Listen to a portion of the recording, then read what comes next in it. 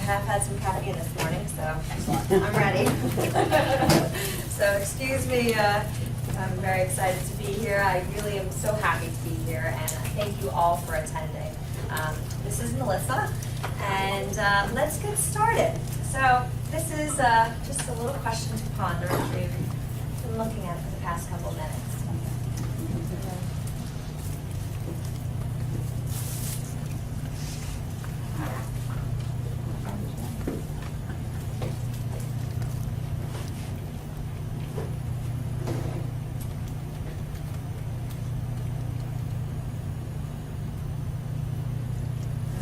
So I'm Shorter Man Freddie, and just a little background about me. I have my MBA in marketing, and I was also a professor at Purdue Calumet, where I taught equine business management as well as marketing classes. And currently I am the president of Big Red Advisory Group, named after the great Secretariats. And some of my clients include Intrepid International, Acclimate Lumar, 2K Gray, which these jeans right here, Horse Country, Dr. Rose's Remedies, and Boulder Ridge Farms. So let's get started.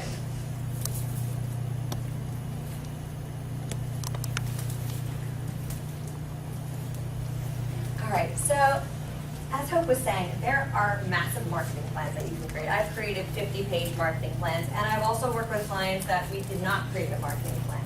And what I've found that works best is that happy medium. And I've devised a 5-step plan and worksheets.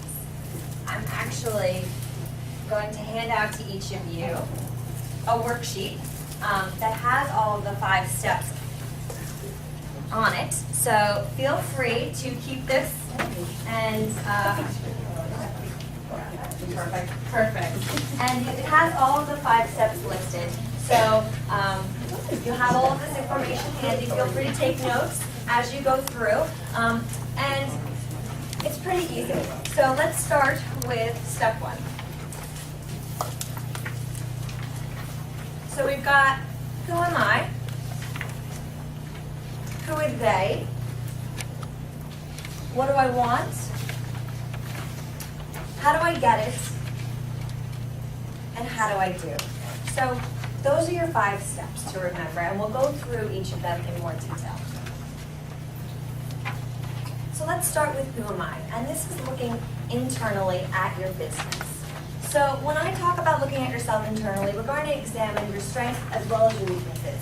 Now when I'm talking about strengths, sometimes I ask my clients, all right, well, tell me about your strengths. And they'll say, well, we have quality products, or we have really great customer service. And that, I go, okay, but most companies have that. That's not really considered a strength nowadays. It's something it's a have-to-have. So when I talk about strengths, I want you to think about what your wow factor is. What do you do that make people say, wow, I love that. That was a really fantastic experience. Or it's something about that product which is just above and beyond that of my top 2 competitors. And the reason I want you to think about your wow experience is because that lasts so much longer in the consumer's mind. And they're also more apt to actually recommend that product or that experience to others. And as you know, word of mouth will always be the most powerful marketing tool in marketing. It's 10 times more powerful than any tactic that we'll talk about today. So keeping that in mind, how to really create that wow experience is important. So next up, you also want to think about your weaknesses, which you may or may not want to think about, but it's important that you promote your strengths and defend against your weaknesses. So how do you figure out what your weaknesses are? That's a question I often get. And what I recommend doing is reaching out to your staff, reaching out to your customers. They might not be interested in telling you, okay, what I'm bad at to your face. So something I recommend doing is to utilize something called SurveyMonkey. It's a free tool, and you can actually go on it and create a 5-question survey that you can send out via email. You can print it out if you like, and then they can do it anonymously. And they can say, okay, this is what you're really good at, and this is what maybe you're not so good at, and maybe you don't know that you're not so good at it. So asking people closest to you, like your customers or your staff, is a helpful way to figure out what you might not be good at and what you might be great at. And what I usually say is master your strengths, outsource your weaknesses. If you don't have time to learn how to become better at something you're not good at, it's good to outsource it. You know, you don't have to be the smartest person in the room. And knowing that is half the battle, and figuring out how you can hire an expert. You know, if it's social media, there are so many interns out there. There are so many college students that's where they live. So even hiring someone as an intern, and you know, if that's their expertise, bringing them on board is a great way to go about doing it. All right, next up, who are they? And when I talk about they, I'm talking about your target market. And this is just an overview from the American Horse Council of the U.S. Equestrian membership. And these are just some of the key statistics of who represents this market. I'm sure you're all aware of who this person is or who these people are, but this gives you kind of a macro overview of who consists of this membership. So what I want us to talk about is our target market. And what I want you to think of are those top 2 or 3 customers.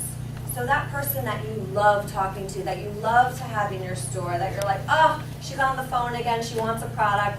She loves our product, she loves our store, she consistently shops with us, and she's often making recommendations about all of our excellent qualities. So think of that person because you want more of those people. And go ahead. And there's an app called Persona app, which I love. It's free. Most of these recommendations in terms of apps are mostly free. And what you're able to do with this fun little app, as you can see, is you get to visualize that target market person. So we've got Karen Miller here. She's a beginner intermediate rider. On the left-hand side, we have the facts and demographics, which when we talk about that, it's mainly the stats. You know, she's 52 years old, married with 2 kids, household income of $250,000. Some people ask me, well, how the heck do you figure out how much money they make? I'm not going to go ask. Well, you do a little detective work, and you see what car or cars they drive up to your store, and you check out what kind of jewelry they maybe have on, and you get a general idea of what income bracket they're operating in.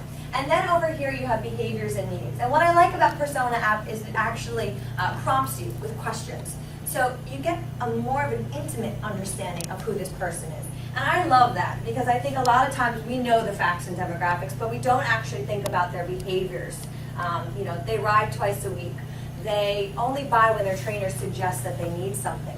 She has to be handheld through this process. She's a beginner or intermediate rider. She doesn't really know this world in its entirety and needs that expert to help her through that buying process. And then the needs and goals. As a retailer, as a brand, it's so, so important to understand where your rider is, what they need, what their goals are, and why they're buying your product. You know, for Karen Miller, she wants to start competing. That's one of her goals. So knowing that, you can kind of help her get those horse show must-haves and thinking for her to allow you to upsell and cross-sell. So this is a great little overview that helps you think about more intimately those 3 or 4 people that you love having in your store and the people that you want to get more of in your store. And another thing that's really important is where do they get their information? What magazines do they use to get their training tips, to get their new product information? You know, we've got a nice array of magazines here. You know, so figuring out, you know, which of these outlets are important to your customer. Do they get most of their information online? Is most of their product referrals word of mouth? So asking them, well, where do you get your information is an important thing to do, and it's as easy as asking. So,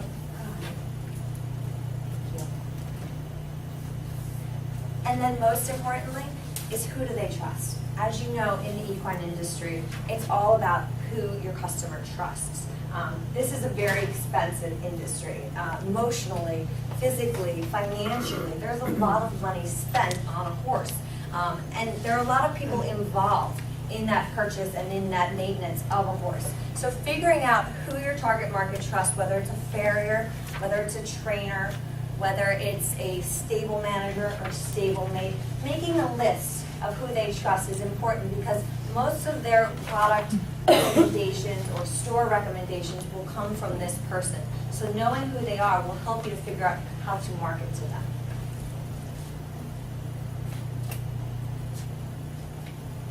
All right, so next up, we've gone over who am I, who are they.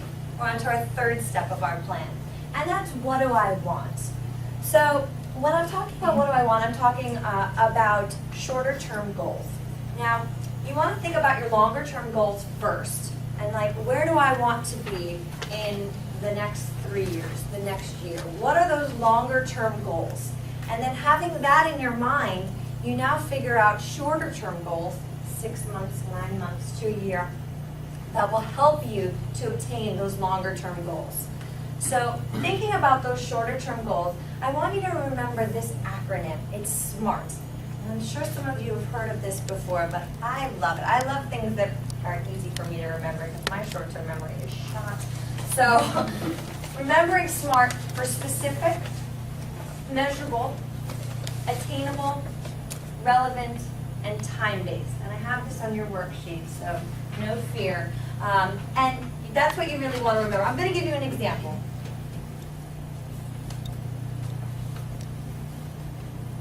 This is a goal that I've seen, but it's not a SMART goal. Let's go on to an example that is a SMART goal. The difference is it's specific. You want to increase 2K gray apparel sales. So you have not only a category specified, but you have a brand specified. And you want to increase it 5% year to date in 6 months. So in 6 months from now, I'm going to look back at my sales, my 2K gray sales, and I'm going to see if I've increased them by 5%. So this is not only specific, it's measurable, and it's time-based. I think putting a deadline on things really helps to motivate, and it gives you a space and a time to go back and say, all right, now let me see if I was successful or not. And a lot of time in marketing, people don't put any metrics in. They don't have a way of measuring their success. They're just kind of throwing darts at a board and hoping that one of them catches. But marketing, you can measure. And your marketers, or you are a marketer, if you hire someone out, make sure that they have metrics and that they're looking to make sure that they reach those goals. Because it doesn't always have to be an expense. Marketers can actually bring in money. It's possible.